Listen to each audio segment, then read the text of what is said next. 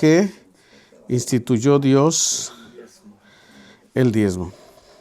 Hoy vamos a hablar sobre eso. Acuérdense que estamos sobre lo que es la economía de Dios.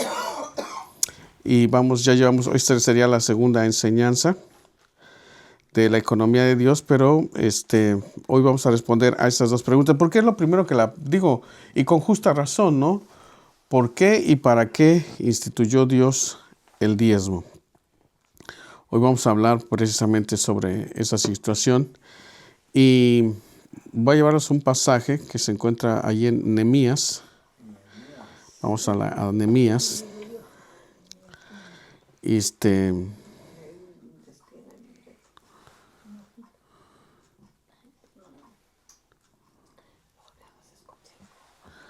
Déjenme, ahorita busco la cita.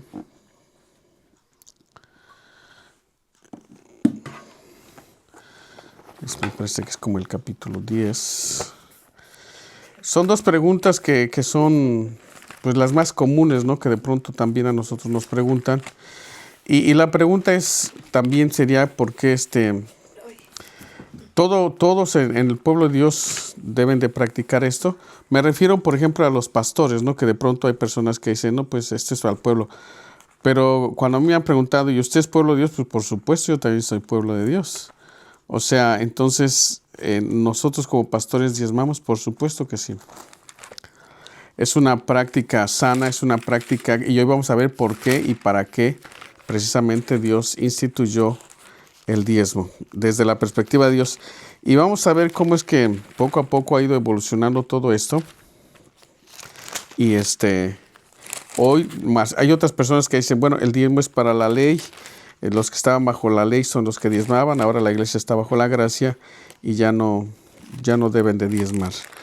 Y bueno, vamos a ver algunas cosas muy interesantes porque ¿por qué se detiene el evangelio? ¿Por qué de pronto el evangelio no tiene pues ese empuje tan fuerte que debería de tener? Yo no sé si usted ha visto, por ejemplo, a los musulmanes, cómo son tan dedicados, cómo son tan dedicados. Bien, vamos a ver, es Nehemías capítulo 13. Nehemías capítulo 13. ¿Desde el 1? Vamos a leer desde el versículo 6 hasta el versículo 15.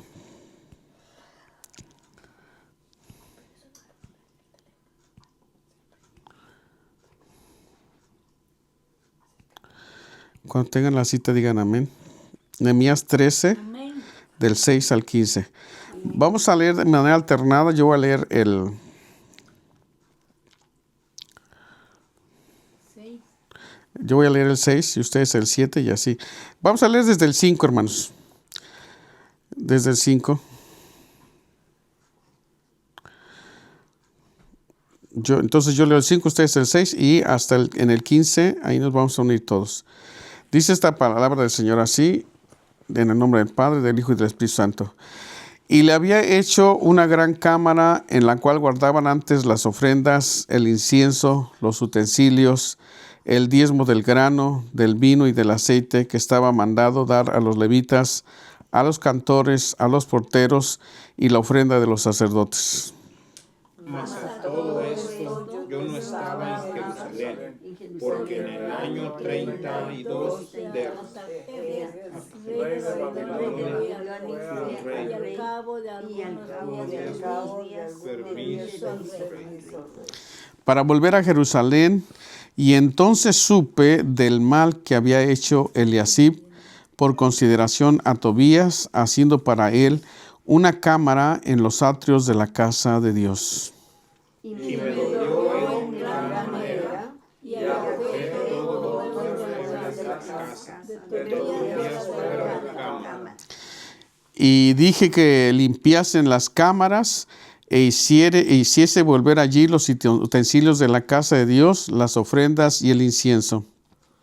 Encontré asimismo que las porciones para los levitas no les habían sido dadas y que los levitas y cantores que hacían el servicio habían huido cada uno de su heredad.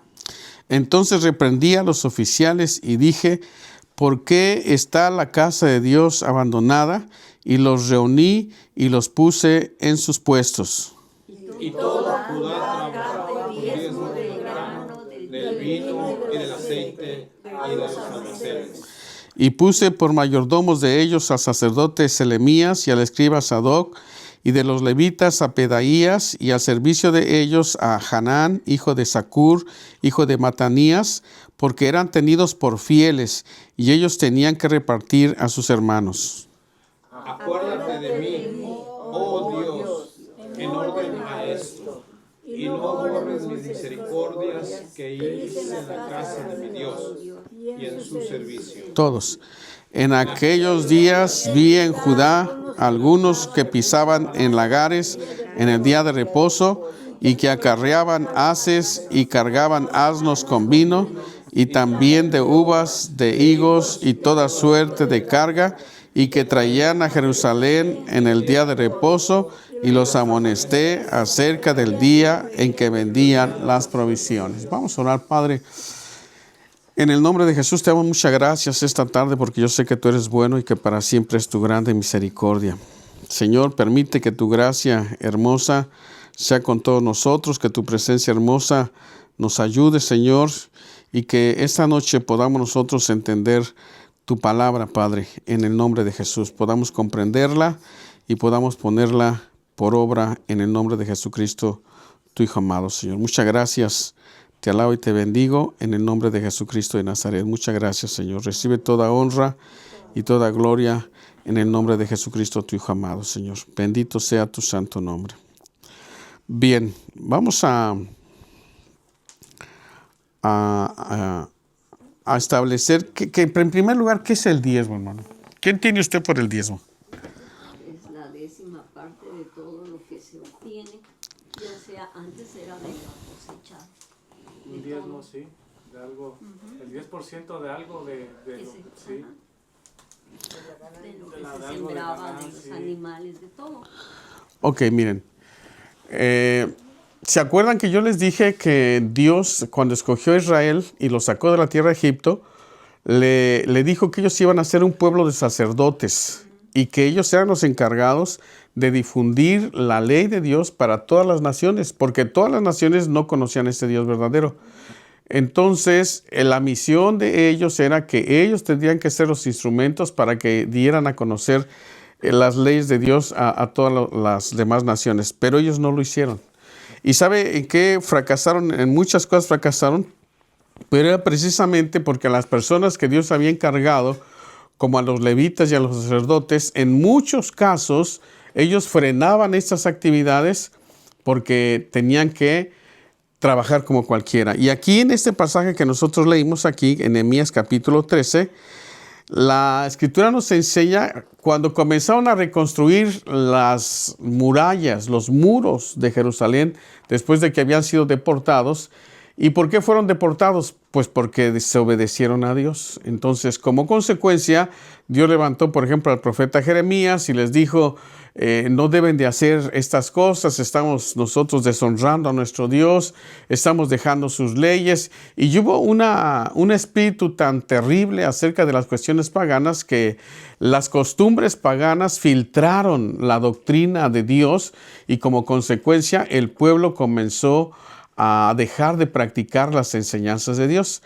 Cuando ellos regresan, después de 70 años prácticamente, bueno, aquí todavía no regresan, solamente Nehemías se da cuenta de que la tierra de donde ellos estaban estaba completamente devastada. Y le pide permiso al rey para regresar y reconstruir el muro, los muros y las puertas de lo que era Jerusalén. Y por un tiempo estuvo allí, después regresó otra vez de donde había venido. Y cuando regresó otra vez, que se supone que él pensaba que iba a llegar y que iba a encontrar al pueblo pues en abundancia en todos los sentidos, porque cuando él se fue terminaron las murallas, habían puesto las puertas y ahora los habitantes de Jerusalén ya vivían cómodamente dentro de las murallas, o sea, ya estaban asegurados. Y cuando él regresa después de algunos años, él piensa que va a encontrarlos en un avivamiento. ¿Por qué? Porque pues cuando él se fue, había dejado bien organizado al pueblo y les había dado estatutos, simplemente que retomaran la ley de Moisés y que comenzaran a vivir de manera que agradara a Dios. Se va y cuando regresa, se da cuenta de algo bien interesante. Uno de los sacerdotes que estaban ahí, que se llamaba Eliasib, había emparentado con un ser humano que no pertenecía, o con un hombre que no pertenecía al pueblo de Dios. Y este hombre, desde que Nehemías regresó para reconstruir los muros, se le opuso. Imagínense, se le opuso tanto, se llamaba Tobías el árabe, se le opuso tanto que inclusive intentó detener la construcción de los muros. Pero cuando ya estuvieron los muros, pues este hombre tenía una hija y el sacerdote se casó con su hija. ¿Y saben qué fue lo que hizo? Que el lugar en el templo donde se guardaban los diezmos y las primicias, ahí le hizo habitaciones al que era prácticamente su suegro. Entonces el pueblo se dio cuenta que no estaba actuando correctamente y ¿qué cree que dejaron de hacer? De diezmar y de traer todos los que eran las primicias. Como consecuencia, pues los levitas ya no tuvieron para comer. Y se tuvieron que regresar a trabajar como cualquier ser humano. Pero entonces la labor que, fíjense, todo comenzó su destrucción porque abandonaron a Dios. Al abandonar a Dios, Dios los entregó a sus enemigos. Después empieza a tener de ellos misericordia, reconstruyen los muros, están ya seguros y entonces es para que hubieran aprendido la lección. Pero resulta que Nehemías se va algunos años y cuando regresa pensando que van a estar bien felices, que van a estar en prosperidad, que todo va a estar viento en popa, porque cuando él se fue había dejado de arreglar las cosas, pero regresa y resulta que no es así, que el que era sacerdote había emparentado con Tobías, el que se les había opuesto al principio, que no quería que se levantaran los muros, y ahora él vivía dentro de la ciudad, y no solamente dentro de la ciudad, sino que el sacerdote en el mismo templo le había hecho recámaras para que viviera él. Ahora, imagínense, este era un sacrilegio, les voy a decir por qué. Porque en primer lugar, él no pertenecía al pueblo de Dios. Y en segundo lugar, ese lugar que él estaba ocupando para vivir era parte del templo.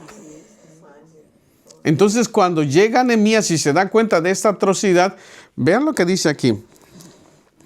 En el 4. Antes de esto, el sacerdote Eliasib, siendo el jefe de la cámara de la casa de nuestro Dios, había emparentado ¿con quién? En el 4, en el verso 4. Antes de esto, el sacerdote Eliasib, siendo jefe de la cámara de la casa de nuestro Dios, había emparentado con Tobías. Y le había hecho una gran cámara en la cual guardaban antes. ¿Qué guardaban? Las ofrendas, el incienso, los utensilios, el diezmo del grano, del vino y del aceite que estaba mandado dar a los levitas, a los cantores, a los porteros y la ofrenda de los sacerdotes. Imagínense. Mas a todo esto yo no estaba en Jerusalén cuando ocurre esto, porque en el año 32 de Artajerjes, rey de Babilonia, fui al rey y al cabo de algunos días pedí permiso al rey para regresar, para volver a Jerusalén, y entonces supe del mal que había hecho Eliasib por consideración a Tobías, haciendo para él una cámara en los atrios de la casa de Dios. Ahora, este hombre era Tobías el amonita. Entonces, imagínense, él también era descendiente de Lot. Acuérdense que de los descendientes de Lot son Amón y son Amón y los amonitas y los, ¿cuáles son los otros? Moab, los moabitas. Entonces ellos son los hijos, los nietos hijos de Lot, pero que tenían la cultura de Sodoma y de Gomorra. Entonces, cuando él regresa, no solamente este hombre se les había opuesto, sino que ahora estaba dentro de los muros de la ciudad, y no solamente dentro de la ciudad, sino que en el templo de Dios. ¿Y quién había cometido este hecho tan terrible? Eliasib. Era sacerdote y era el encargado de la cámara y se le hizo fácil. Bueno, pues aquí te vamos a instalar, tú eres mi suegro, aquí te voy a poner, aquí vas a tener tus cositas, y lo mete al templo, y todo ese lugar que era usado para que se trajesen los diezmos, pues el pueblo dijo, no, pues ya no vamos a dar nada. Y como consecuencia de eso, fíjese, en el 8, ¿qué dice? Y me dolió en gran manera. ¿Y qué dice?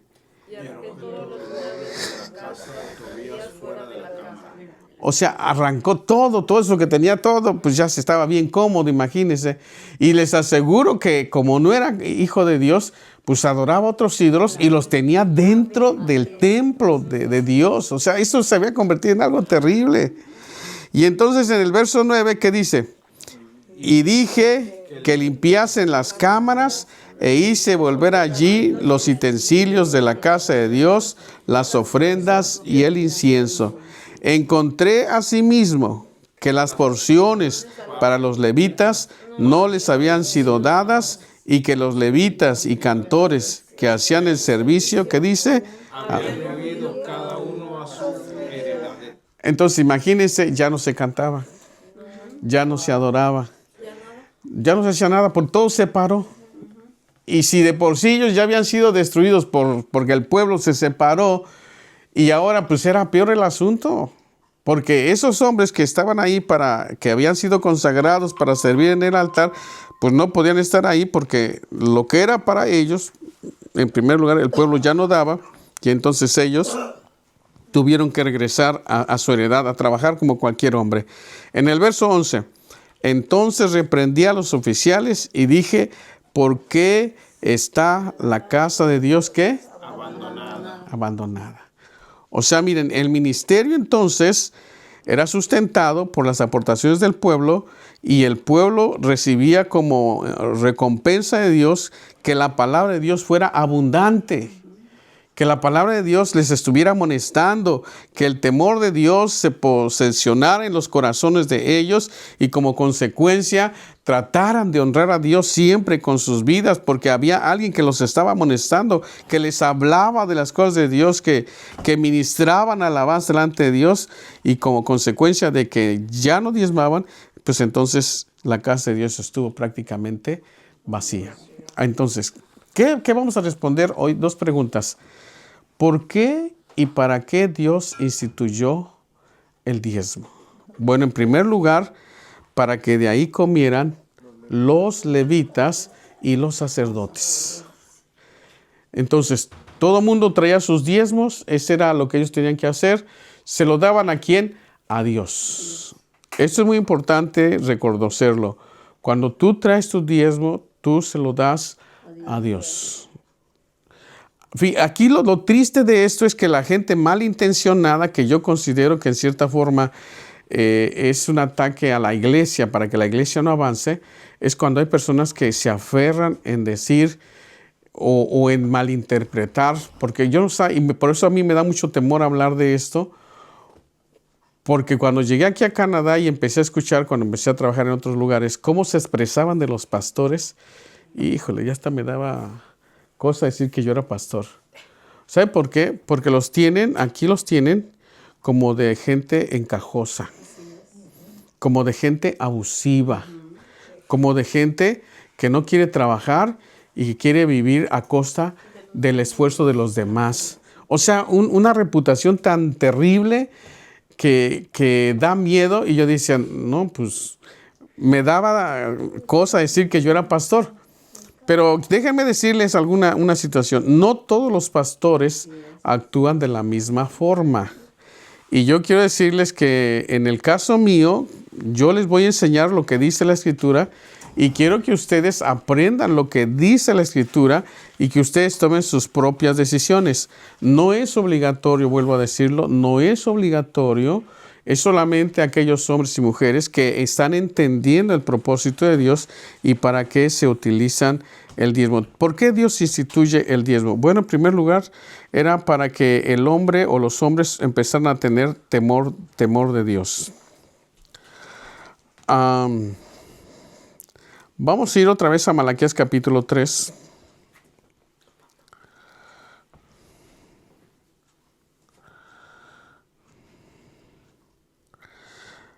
Y quiero que lean el versículo 9 y 10, por favor.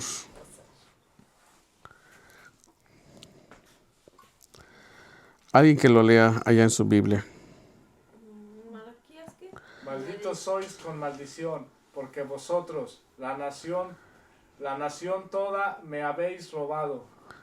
Traed todos los diezmos al alfolí, y haya alimentos en mi casa, y probadme ahora en esto, dice Jehová de los ejércitos. Si no, os abriere las ventanas de los cielos, y derramaré sobre vosotros bendición, hasta que sobreabunde. Ok, entonces vamos a ir. Entonces dijimos que el diezmo es el 10%. En la ley así se manejaba, que el 10% de tu grano, el 10% de tu trigo, el 10% de todo lo que Dios te bendijera, lo llevaban al templo, al alfolí, que eran un cuartos gigantes. Porque fíjense, hay pasajes donde la Biblia dice que cuando el pueblo comenzó a trabajar en la forma en que Dios se los pedía, eran tan abundante la comida y tan abundante todo lo que había, que inclusive los sacerdotes tenían que decirle, por ahora deténganse, porque ya no hay dónde poner todo lo que ustedes están trayendo. Y mientras ellos estuvieron ahí, fue cuando recién llegaron a la tierra prometida. Traían sus diezmos de todo y había abundancia, y el pueblo o los levitas adoraban a Dios las 24 horas. Por turnos de 8 horas, salían unos, entraban otros, y salían estos y entraban otros, y las 24 horas se estaba adorando a Dios, y el pueblo escuchaba las alabanzas donde quiera que estaban en medio de donde ellos estaban asentados, se escuchaban los cantos, y todo el mundo sabía que ellos estaban adorando a Dios, y el pueblo sustentaba a esas personas. Ok, pero cuando comenzaron a dejar de diezmar, entonces fue cuando comenzó el problema. Por eso es que aquí Dios, a través de Malaquías, les dice, vosotros todos, la nación entera, me habéis robado. Y dijisteis, ¿en qué te hemos robado? En vuestras ofrendas y en vuestros diezmos. Y luego les hace la promesa, traed todos los diezmos al alfolí, y que dice, y haya alimento en mi casa. Miren, había una iglesia muy fuerte, que era una iglesia pentecostal precisamente, y estaban abriendo misiones en Rusia. Y la iglesia que había mandado a ese pastor, le llevaban Biblias, le llevaban folletos, le llevaban Nuevos Testamentos, gran cantidad de literatura, pero la obra no progresaba. Y tenía todo lo necesario para evangelizar. Y entonces hicieron una junta y dijeron, ¿por qué la obra en Rusia no está avanzando? Si tiene todo lo necesario, tiene Biblias, tiene folletos, tiene Nuevos Testamentos, tiene equipos para proyección, tiene todo lo que se necesita. Pero ¿saben qué detalles les había pasado? Que el pastor tenía que salir a trabajar para mantener a su esposa y a sus hijos, y pues no tenía tiempo para la predicación. Entonces los bautistas tomaron esa referencia de los pentecostales, y ellos fueron, de hecho miren, la iglesia más organizada en esa área, en cuestiones de las iglesias cristianas, porque hay diferentes organizaciones cristianas en la actualidad que son cristianas, pero que difieren un poco en algunos detalles con nosotros. Está la iglesia bautista. Si usted me pregunta, ¿los bautistas son cristianos? Sí, son cristianos. Los presbiterianos son cristianos, son cristianos. Los metodistas son cristianos, son cristianos. Las asambleas de Dios son cristianos, son cristianos. Pero cada quien va adoptando la doctrina cristiana en base a la proyección de lo que quieren lograr en los diferentes campos misioneros. Cuando los bautistas vieron que la iglesia pentecostal no avanzaba en Rusia, ellos dijeron, bueno, primero vamos a asegurarnos que el pastor tenga para comer, él y sus hijos, y después le vamos a surtir de todo lo demás. Pero primero que él esté libre para que pueda dedicarse a lo que es su ministerio, a la predicación del evangelio. Y fíjense que los bautistas por un tiempo avanzaron más fuerte en esos lugares difíciles, en Rusia, en China y en otros lugares donde era difícil para los pentecostales, porque los pentecostales decían, bueno, Dios que lo ayude. O sea, Dios que lo ayude, Dios que ayude al pastor. Él es un hombre de Dios, Dios le va a abrir la puerta y Él le va a dar de comer.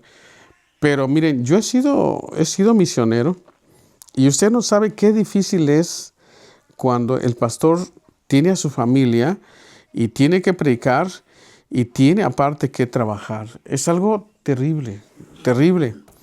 Porque siente el predicador en su corazón, siente el deseo de predicar. O sea, está el fuego de Dios que los llamó a predicar. Pero cuando no tiene que comer su familia, se colapsa. De verdad. Mire, vamos a Jeremías, un pasaje muy interesante. Jeremías, me parece que es 15:19. No, sí. A ver, Jeremías 15:19, vamos a ver si es ahí. Donde Dios le dice al pueblo algo muy interesante.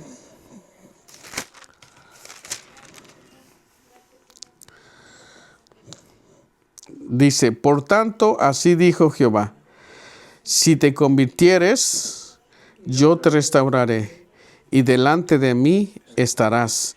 Y si entresacares lo precioso de lo vil que dice, serás como mi boca. Conviértanse ellos a ti, y tú no te conviertas a ellos. Miren qué versículo. O sea, yo como hijo de Dios, yo debo de entender que el evangelio le hace bien a todas las personas. Que no hay una sola familia o un solo individuo a quien el evangelio no le haga bien. Pero para que las personas crean en el evangelio, necesitamos que alguien predique, que alguien enseñe, que alguien motive al pueblo, que alguien esté en comunión con Dios para que pueda tocar el corazón de Dios y Dios le revele su perfecta voluntad para las naciones, para los pueblos, para las comunidades, para las familias. Entonces necesitamos a alguien que esté allí tocando el corazón de Dios, clamando a Dios por ese pueblo. Y pues necesitamos a hombres de Dios. Pero esos hombres de Dios, pues no son como los curas católicos. Y perdón, a lo mejor digo a alguien que no esté bien y que sea católico, ¿verdad? Pero los curas católicos no tienen estas situaciones. De hecho, una de las iglesias más ricas del planeta es la iglesia católica. Porque ellos cobran por todo. ¿Quieres un bautismo? ¿Qué dicen? Te cobra tanto, te salen tanto. ¿Quieres una boda? Te salen tanto. ¿Perdón de pecados? También, si quieres si quieres una misa, si quieres un responso es una oración para pasar a una persona que está en el purgatorio al cielo. Se supone, ¿no? Se supone. Aunque todo eso nosotros sabemos que no es cierto. Sin embargo, hay costo. Va a haber alguna fiesta y te dicen con coro o sin coro. Con coro vale tanto y sin coro tanto. Con alfombra o sin alfombra. Con todo se cobra. Entonces, pues es una de las iglesias que los curitas, están bien, muy bien económicamente. ¿Y por qué creen que no les permiten tener familias? Porque ellos no pueden tener bienes. Pueden agarrar todo lo que quieran, todo lo que les caiga, pero no pueden tener hijos para que no les hereden nada. Y todos los bienes al final vuelvan a pasar a la iglesia. Esto es muy triste. En el caso de los cristianos, pues no es así. Los cristianos tienen a su esposa, tienen a sus hijos, pero no es lo mismo. Y usted haga la prueba, vean una iglesia donde la iglesia es firme, sostiene al pastor, y donde la iglesia no es firme y el pastor tiene que trabajar. Es muy complicado. En el caso mío, yo ya aprendí a través de muchos años. Para mí esto no es difícil. Dios me ha dado la gracia y la capacidad. Pero hay lugares donde el pastor, pues a veces ya ni estudia, hermanos. Mucho menos ora, mucho menos se mete en la presencia de Dios. Pero él siente el deseo. ¿Por qué? Pues porque Dios se lo puso. Dios le puso el deseo y entonces lo quiere hacer, pero la iglesia se vuelve ineficaz. Mire, vamos a ir a Romanos, donde esto es en el Nuevo Testamento, donde el apóstol Pablo dice que el evangelio le hace bien a todas las personas, pero que cómo van a ir algunas personas a predicar si no hay quien los envíe. Entonces, si una iglesia no toma en serio el papel de enviar a personas que prediquen, Pues la verdad es que difícilmente. Miren, en Romanos capítulo 10, en el verso 13, desde el 13 vamos a leer. Dice, ¿ya están ahí, hermanos? Romanos 10, 13. Sí. Alguien léalo, por favor. Porque todo aquel que invocare el nombre del Señor será salvo. Siga. ¿Cómo pues invocarán a aquel en el cual no han creído? ¿Y cómo creerán en aquel de quien no han oído? ¿Y cómo irán sin haber quien les predique? Amén. ¿Y cómo? ¿Cómo predicarán si no fueren enviados? ¿Cómo está escrito? Cuán hermosos son los pies de los que anuncian la paz, de los que anuncian buenas nuevas. Mas no todos obedecieron al evangelio, pues Isaías dice, Señor, ¿quién ha creído en nuestro anuncio? Hasta ahí nada más. Vean, dice, ¿cómo pues invocarán en aquel en el cual no han creído? ¿Y cómo van a creer en aquel de quien no han oído? ¿Y cómo van a oír sin haber quien les predique? ¿Y cómo van a predicar si no fueren enviados? Como está escrito, cuán hermosos son los pies de los que anuncian la paz, de los que anuncian buenas nuevas. O sea, pero si la iglesia no se organiza, aquí es donde yo quiero que el Espíritu Santo nos revele lo importante que es contribuir para que el evangelio avance, lo importante que es.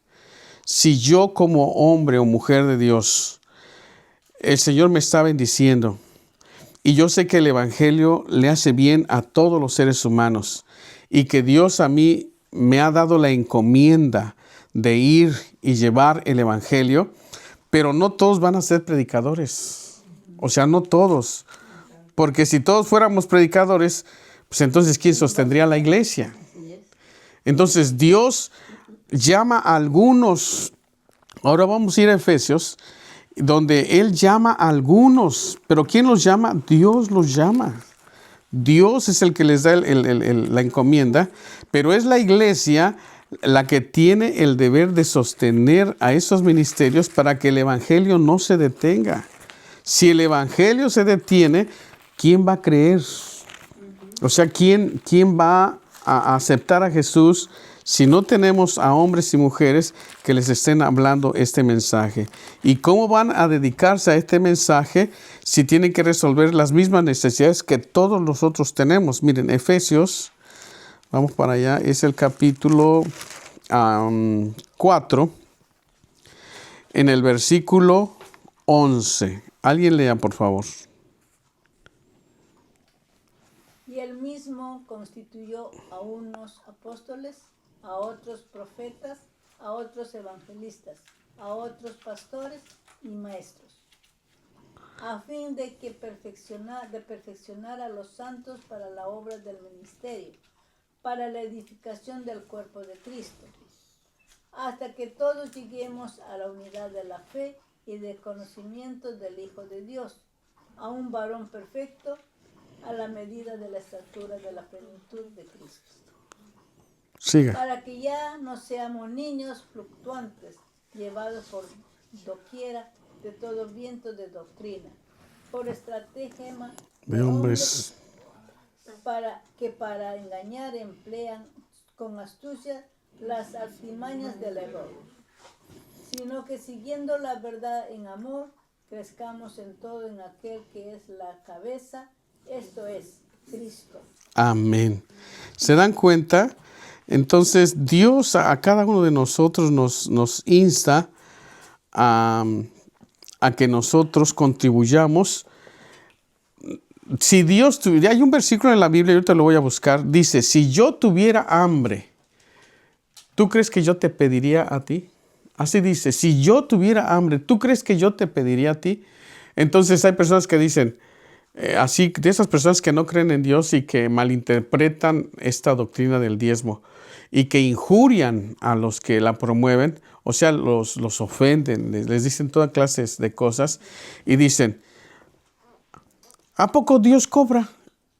Literalmente no.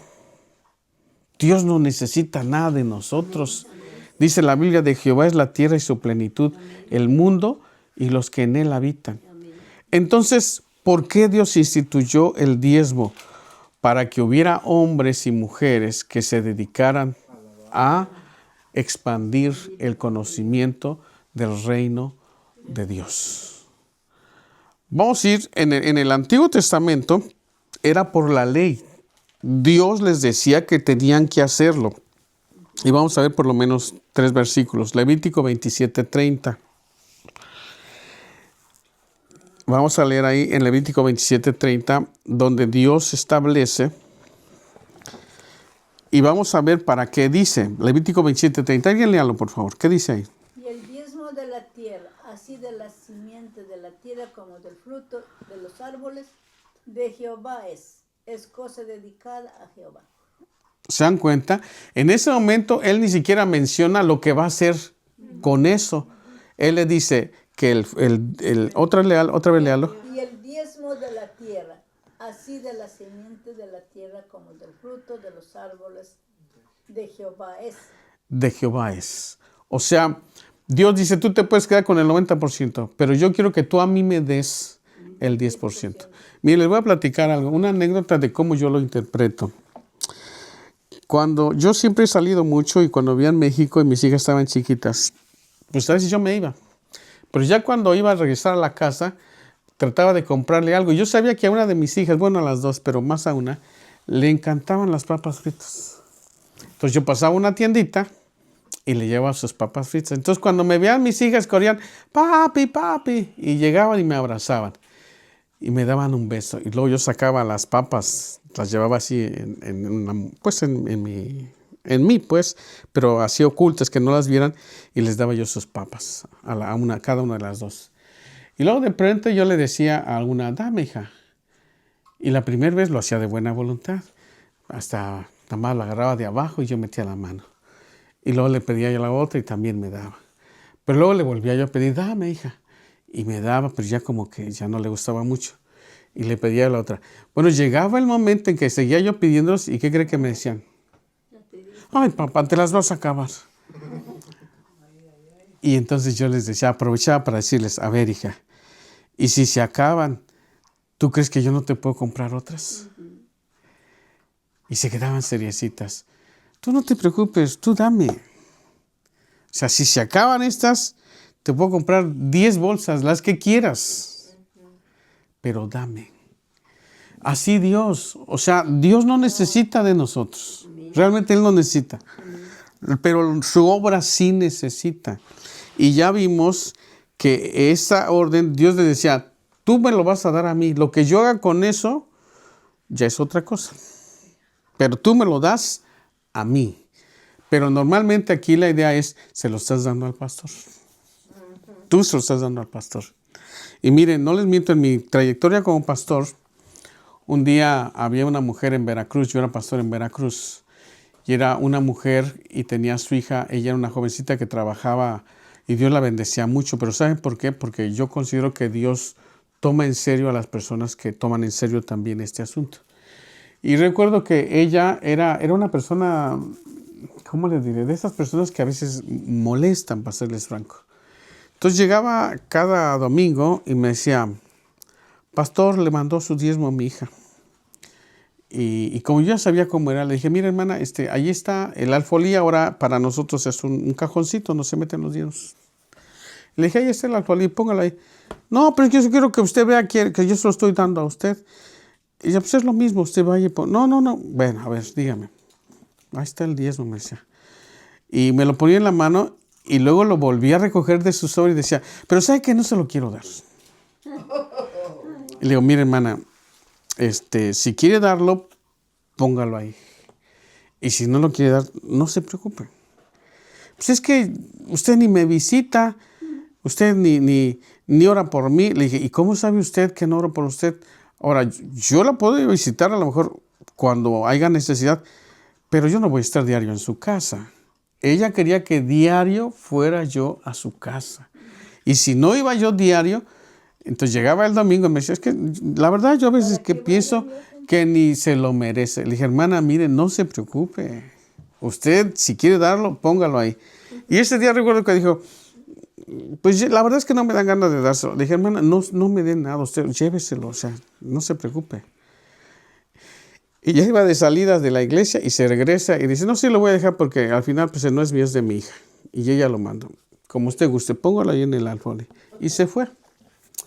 Se fue como 1 hora y como a la hora que regresa. Y dice, ya lo pensé bien, pastor.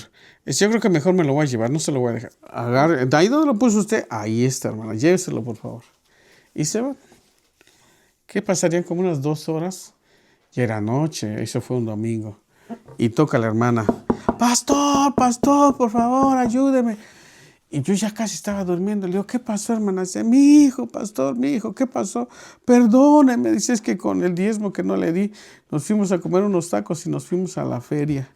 Y ya de regreso, dice, veníamos en el camión y mi hijo se cayó del camión y las llantas de atrás del autobús le pasaron sobre sus piernas. Y ahí vamos. El chamaquito como de 11 años. No, sus piernas estaban deshechas. Las iba a perder. Y entonces dice, por favor, pastor, ore por mi hijo y ahí perdóneme. Le dije, mire, hermana, a mí no me pida perdón. O sea, yo soy un hombre igual que usted. Mejor vamos a pedirle a Dios que os tenga misericordia. Mire, estuvimos ahí orando. No sé cuánto tiempo nos permitieron orar. Y mire, Dios hizo el milagro y no perdió sus piernas. Pero fue un milagro que Dios hizo. Después la hermana va y me dice, pastor, mire, perdóneme, yo ese día me comí el diezmo. Le dije, mire, hermano, no se preocupe. Porque en realidad esa relación es entre usted y Dios. Amén. Entre usted y Dios, nada más. O sea que, por eso, en México, por ejemplo, como no es como aquí es diferente. Yo no pido que tome nota de quién da y quién no da. Aquí si se toma nota es para que a usted cuando vengan a la hora de hacer sus taxas, le demos una forma como la T4 y usted pueda anexarlo y el gobierno le va a regresar parte de lo que usted le dio a la iglesia. En México no es así. Entonces yo siempre les he dicho, usted se lo da a Dios, es un acto de adoración a Dios. ¿Por qué? Porque usted entiende que eso que usted está sembrando es para que el evangelio avance. Usted le cumple a Dios, usted olvídese, usted no se tiene que meter para nada con eso, usted ya se lo dio y se lo dio a Dios. Vamos a ver otra cita, Números 18, 21 al 28. Números 18, 21 al 28. ¿Ahí qué dice, hermanos?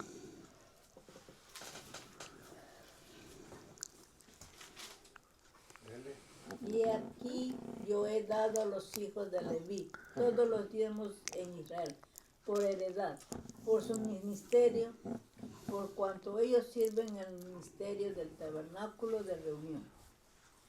Y no se acercarán más los hijos de Israel al tabernáculo de reunión, para que no lleven pecado por el cual mueran. Mas los levitas harán el servicio del tabernáculo de reunión, y ellos llevarán su iniquidad, estatuto perpetuo para vosotros, descendientes, y no poseerán heredad entre los hijos de Israel. Porque a los levitas he dado por heredad los diezmos de los hijos de Israel, que ofrecerán a Jehová en ofrenda. Por lo cual les he dicho, entre los hijos de Israel no poseerán heredad. Y habló Jehová a Moisés diciendo, así hablarás a los levitas y les dirás, cuando toméis de los hijos de Israel los diezmos que os he dado de ellos por vuestra heredad, vosotros presentaréis de ellos en ofrenda mecida a Jehová el diezmo de los diezmos. Y se os contará vuestra ofrenda como grano de la era y como producto del lagar. Así ofreceréis también vosotros ofrenda a Jehová de todos vuestros diezmos que recibáis de los hijos de Israel. Y daréis de ellos la ofrenda de Jehová al sacerdote Aarón. De Amén. todos vuestros dones ofreceréis toda ofrenda a Jehová. De todo lo mejor de ellos ofreceréis la porción que ha de ser consagrada. Y les dirás, cuando ofreceréis lo mejor de ellos, será contado a los levitas como producto de la era y como producto del lagar. Y lo amén. comeréis en cualquier lugar, vosotros y vuestras familias, pues es vuestra remuneración para vuestro ministerio en el tabernáculo de reunión. Amén. Si se dan cuenta, aquí también está hablando de que nosotros tenemos que diezmar. O sea, por ejemplo, si yo no trabajara, pues nada más de lo que yo recibiera de ustedes, yo tendría que apartar el 10% y se lo tendría que dar, en este caso, al pastor que nos estuviera dando cobertura. Pero como yo también trabajo, entonces yo traigo mi diezmo de mi trabajo y de lo que ustedes aporten como diezmo, ese diezmo también se va a ir a la persona que sea nuestro pastor en un futuro. Ahorita no me tenemos, por eso nuestra hermana que va a estar recibiendo los diezmos, los míos, por lo menos los míos, van a ser utilizados en las necesidades de la iglesia. ¿Para qué se utilizaban? Para darles de comer a los levitas, a los sacerdotes, pero también era para el sostén de pobres, de viudas, de huérfanos y de extranjeros. Vamos a ver Deuteronomio 12, versículos 14 y 26. Estamos hablando de por qué. ¿Por qué? Bueno, ¿por qué y para qué? Deuteronomio 12, 14, versículo 14 y luego el versículo 26. Alguien léalo, por favor. Sino que en el lugar que Jehová escogiere, en una de tus tribus, allí ofrecerás tus holocaustos, y allí harás todo lo que yo te mando. ¿Es el 12, 14? No. 12, 26. El 14. El anterior es 14, este es 26. Ok. Pero las cosas que hubieres consagrado y tus votos lo tomarás y vendrás con ellas al lugar que Jehová hubiera escogido. Ok. Pues se dan cuenta, o sea, Dios se los instituyó a ellos bajo la ley para Israel. Ahora, ¿qué nos toca a nosotros como cristianos? O sea, ya bajo la gracia. Vamos a ver lo que Jesús opinó acerca de esto. Mateo 23, 23. ¿Qué dijo Jesús acerca de esto? ¿Qué opinó o qué dijo con respecto a esto? ¿Alguien léalo? Ay de vosotros. Mateo 23, 23. Sí. Ay de vosotros, escribas y fariseos, hipócritas, porque diezmáis la menta y el eneldo y el comino, y dejáis lo más importante de la ley, la justicia, la misericordia y la fe. Siga. Esto era necesario hacer sin dejar de hacer aquello. Si se dan cuenta, fíjese cómo dice, esto era necesario hacer, pero sin dejar de hacer aquello. ¿Y cuál era aquello? Pues el diezmo. O sea, Jesús no se contrapuso a esta, pero ya no era como una forma de ley, sino que ahora va a involucrar el deseo de hacerlo. O sea, que las personas quieren hacerlo, pero ya no como una ley, sino como en el entendimiento de que es la iglesia la que tiene que promover el evangelio en este caso de nuestro Señor Jesucristo. Entonces vean, en la ley era una ordenanza. En la iglesia cristiana, los cristianos, por amor a la obra, son los que tienen que entender que tenemos que sostener a la obra de Dios. Vamos a ir permítame.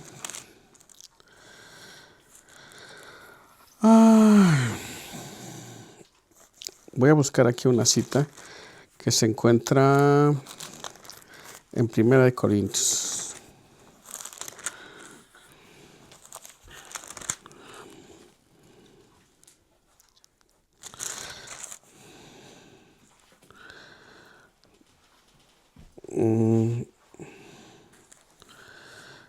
Primera de Corintios, capítulo 9.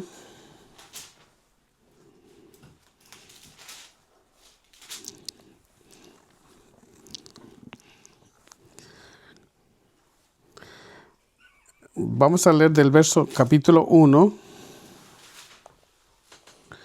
al versículo 14. Alguien léalo, por favor. O de dos en dos versículos de Ángel, 2 versículos de la hermana y así 2 versículos hasta el 14. Comenzamos con el 1. A ver, vamos poniendo atención. Primero tú, Ángel. No soy apóstol, no soy libre, ¿No he visto a Jesús el Señor vuestro? ¿No oís vosotros mi obra en el Señor? Si para otros no soy apóstol, para vosotros ciertamente lo soy, porque el sello de mi apostolado sois vosotros en el Señor. Contra los que me acusan, esta es mi defensa. ¿Acaso no tenemos derecho de comer y beber? ¿No tenemos derecho de traer con nosotros una hermana por mujer, como también los otros apóstoles y los hermanos del Señor y Cefas? ¿Y solo yo y Bernabé no tenemos derecho de no trabajar? ¿Quién fue jamás soldado a sus propias Expensas. ¿Quién planta viña y no come de su fruto? ¿O quién apacienta el rebaño y no toma de la leche del rebaño? Digo esto solo como hombre. ¿No dice esto también la ley? Porque en la ley de Moisés está escrito: no pondrás bozal al buey de trilla.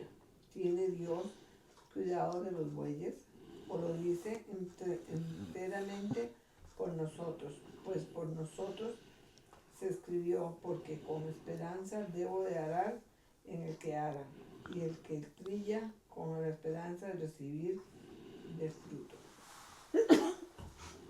Si nosotros sembramos entre vosotros lo espiritual, en gran cosa sí segaremos de vosotros lo material.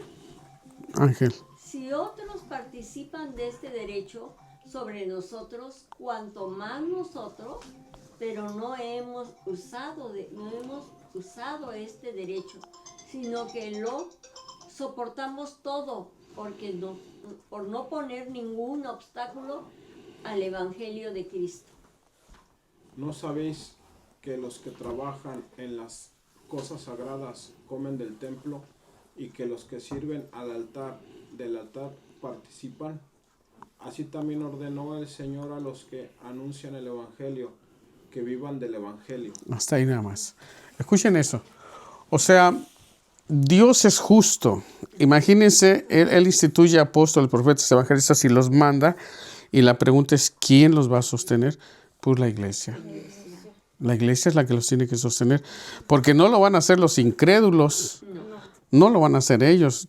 Y si nosotros queremos que el evangelio avance, pues entonces tenemos que solventar, se llama medios de gracia. Yo con lo que Dios me da a mí, entiendo que eso es para que yo entienda que deseo que la obra de Dios avance.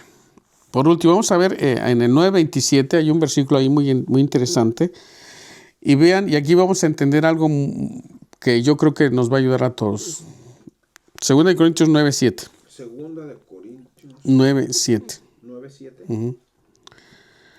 Cada uno dé como propuso en su corazón, no con tristeza ni por necesidad, porque Dios ama al dador alegre. Escuchen esto, cada quien dé como propuso en su corazón, no con tristeza ni por necesidad, porque Dios ama ¿a quién? Al dador alegre. Entonces, esto es un acto de adoración, por eso en los servicios se recogen diezmos y ofrendas, porque es un acto de adoración, es voluntario.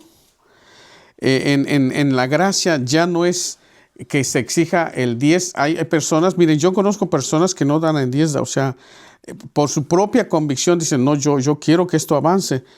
Y ellos se desprenden de mucho más, pero en la ley era el 10. Y aquí nosotros, no hay una cantidad exacta, es lo que Dios ponga en tu corazón, porque Dios desea que la obra de Dios siga avanzando. Entonces es voluntario, tú decides, debes ser generoso, con gozo y según la capacidad de cada uno de nosotros. Entonces, vamos a ver 2 versículos más, ya casi terminamos. 2 Corintios 8:12.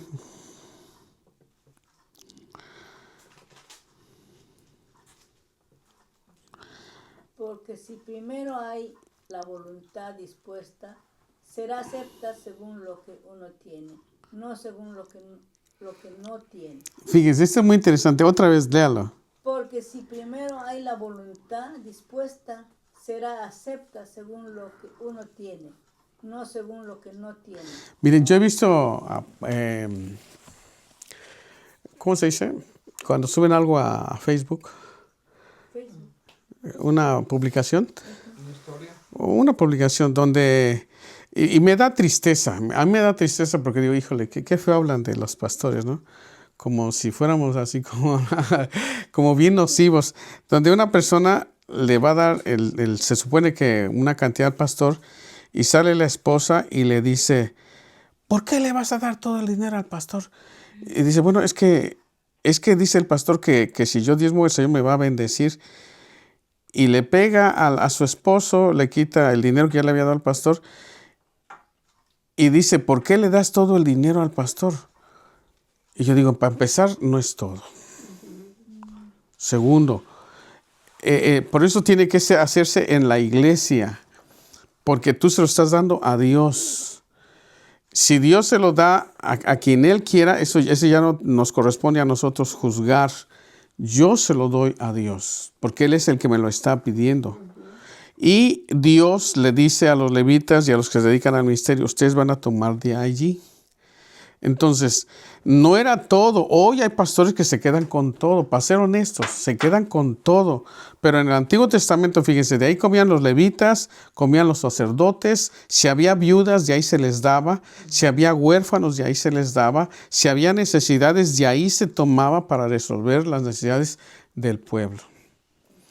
Pero hoy muchos pastores, así de manera abierta, ellos siguen diciendo que se debe de exigir y que es obligatorio y sinceramente no es así.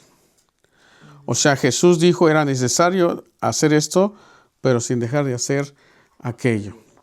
Y el Hijo de Dios tiene que saber que esto sirve para que el Evangelio siga avanzando. El Evangelio se predique y haya hombres y mujeres que consagran sus vidas al Señor para traernos el mensaje de Dios a nuestras almas y que de esta manera el Evangelio sea eficaz. Entonces, concluyendo, ¿por qué Dios instituyó el diezmo? Porque esa es la economía, es la forma en que Él tiene para sostener a los hombres y mujeres que están sirviendo en su obra.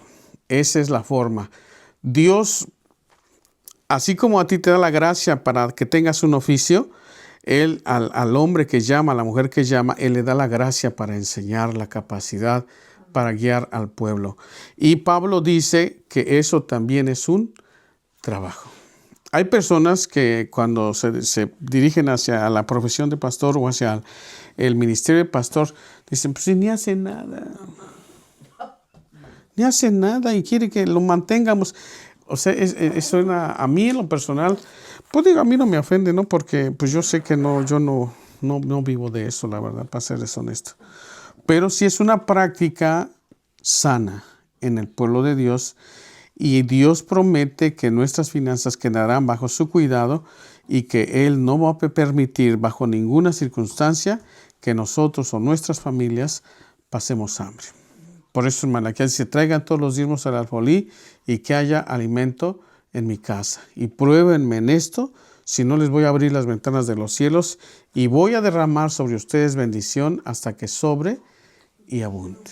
Bendito sea el Señor. Entonces, si lo quieres hacer, qué bueno, Dios te va a bendecir. Te está bendiciendo, ya te bendijo. Tu economía quedará bajo la gracia de Dios. Dios estará cubriendo tus necesidades y aunque sean días difíciles, nunca vas a padecer necesidad. Y no solamente eso es para la parte tuya, pero aparte estás contribuyendo para que el reino de Dios avance y otras personas conozcan a Jesús como Señor y Salvador. ¿Cuántos dicen amén? Amén. Vamos a dar gracias, hermanos. Ya es tarde. Y vamos a decirle a nuestro Señor muchas gracias porque nos permitiste estar aquí en esta tarde. Señor, te agradecemos infinitamente. Tú sabes que a mí me cuesta mucho hablar sobre esto. Tú conoces mi corazón, sabes que lo hago porque tú me lo has estado diciendo que lo debo de hacer, porque algunos de nosotros el diablo nos ha estado robando. Y solamente cuando nosotros ponemos por obra esta palabra es cuando tú intercedes por nosotros en nuestra economía y permites que tus bendiciones fluyan a raudales, Señor, de tal manera que nuestra economía esté custodiada por tu hermosa presencia. Y prometes que nunca nos faltará el pan ni a nosotros ni a nuestras familias, Señor. Te doy gracias en el nombre todopoderoso de Jesús y te ruego que tú trabajes en nuestras mentes y en nuestros corazones. En el nombre de Jesús encomiendo bajo tu cuidado a cada uno de mis hermanos y te ruego que tú los bendigas abundantemente en el nombre todopoderoso de Jesús. Gracias, Señor. Bendito sea tu nombre. Amén.